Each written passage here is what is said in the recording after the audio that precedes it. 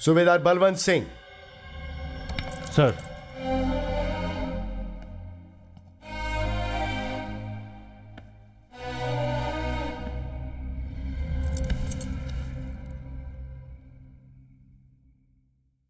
आपको यहां बुलाने का मतलब आपको तकलीफ देना नहीं है। सूबेदार, आप एक पुल हैं। जवानों को, सीओ को इधर से उधर भेजना आपका काम है, सही है ना? सही है। हाँ, जब सीओ साहब ने रामचंद्रन को एक्स्ट्रा दूध और बादाम देने के लिए कहा था, तब रामचंद्रन का पोर्टफोलियो क्या था? कपूर का सिपाही था ना वो? नहीं सर। फिर जब 5000 मीटर की दौड़ में ये फर्स्ट आया था तो सीओ साहब ने एक्स्ट्रा डाइट देने को कहा था। उसके बाद ही ये कैप्टन कपूर के सिपाही बन के गए थे। नॉर्थ जोन चैंपियनशिप में हिस्सा लेने के लिए ही ये एक्स्ट्रा अलाउंस दिया जा रहा था। जी। तो फिर क्यों इसे कैप्टन कपूर का सिपाही बनाकर भेज दिया गया? कैप्टन कपूर ने ही इन्हें ऑर्डर दिया था। खेल के रूल रेगुलेशंस आपको तो पता है ना? पता है, और मैंने रूल रेगुलेशन फॉलो भी किए। तो फिर हुआ क्या?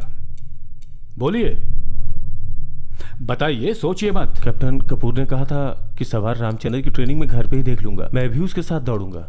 अच्छी बात है। और उसके बाद से रामचंद्रन सुबह शाम वहां प्रैक्टिस के लिए आपके पास आया करता था क्या? हाँ, आता था। महीने में कितने दिन आया करता था वो? बताइए सूबेदार साहब, कितने दिन आया करता था वो? छुपाइए मत, बताइए। महीने में सिर्फ 1 या 2 बार आता था।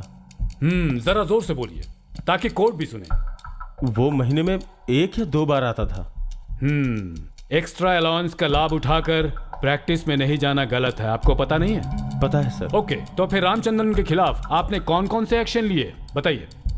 मैंने रामचंद्र से पूछा भी था। तो उसने क्या कहा? मुंह क्या देख रहे हो, बताओ। वो जब भी प्रैक्टिस के लिए आता था तब उसे कैप्टन कपूर घर का कोई ना कोई काम देके उसे रोक दिया करते थे। एक सैनिक एक कैप्टन का सिपाही बनकर रह रहा है।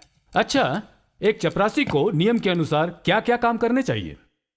रूल के मुताबिक यूनिफॉर्म आयरन करके तैयार करना, हथियार को ठीक करना, यही उसका काम होना चाहिए। ये रूल कमजोर सिपाहियों के लिए हैं। लेकिन यहां बदनसीबी से इनका इस्तेमाल होता है पर्सनल सर्वेंट की तरह। ऑफिसर्स के जूते पॉलिश करना, खाना पकाना, मेम साहब के कपड़े आयरन करना, बच्चों को स्कूल जाकर छोड़ना, और खास तौर से कहा जाए तो मेम साहब को हमेशा खुश रखना ही उनका मुख्य काम है। सही कह रहा हूं ना सूबेदार साहब? लेकिन मैं ऐसा नहीं करता हूं सर। सही है। आप कभी इस पर ध्यान देते तब तो एक्शन लेते ना। लेकिन सर, नॉर्थ जोन चैंपियनशिप शुरू होने से पहले मैंने रामचंद्र की ड्यूटी चेंज करके प्रैक्टिस के लिए कहा था, और रामचंद्र कर भी रहा था। फिर सेवक की ड्यूटी से रामचंद्रन को हटाकर दूसरी जगह लगाने के बाद किसी ने तुम्हारे ऊपर दबाव डाला?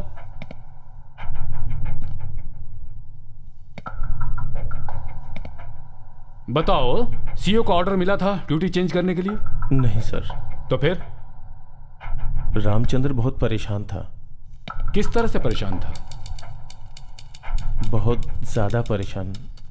कैसी परेशानी, बताओ। ये कोर्ट है, यहां किसी से डरने की जरूरत नहीं।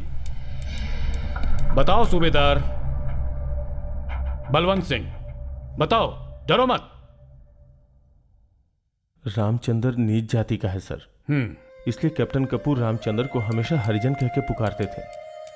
हरिजन, ईश्वर का अपना जन, महात्मा गांधी का दिया हुआ नाम है।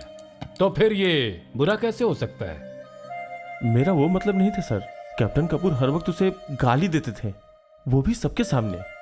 कैप्टन कपूर के दोस्त कैप्टन मोहन वर्मा भी हमेशा गाली देते थे, रंडी की औलाद कह के बुलाते थे।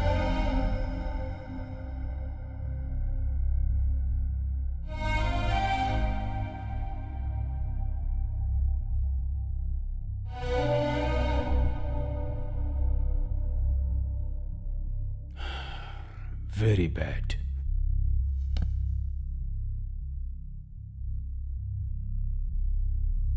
ओके, फिर? एक दिन कैप्टन कपूर के घर में कुछ मेहमान आए थे। उनमें एक बच्ची थी जिसने पैंट में पोटी कर दिया था। कैप्टन कपूर ने रामचंद्र को साफ करने के लिए कहा, लेकिन जब रामचंद्र ने मना कर दिया तो कैप्टन कपूर गाली देने लगे।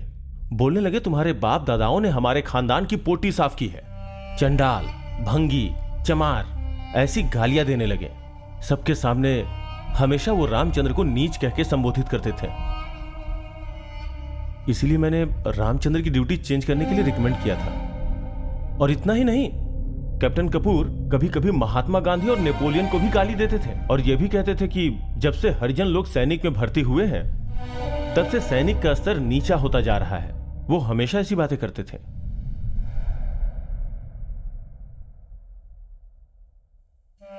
Atrocious behaviour.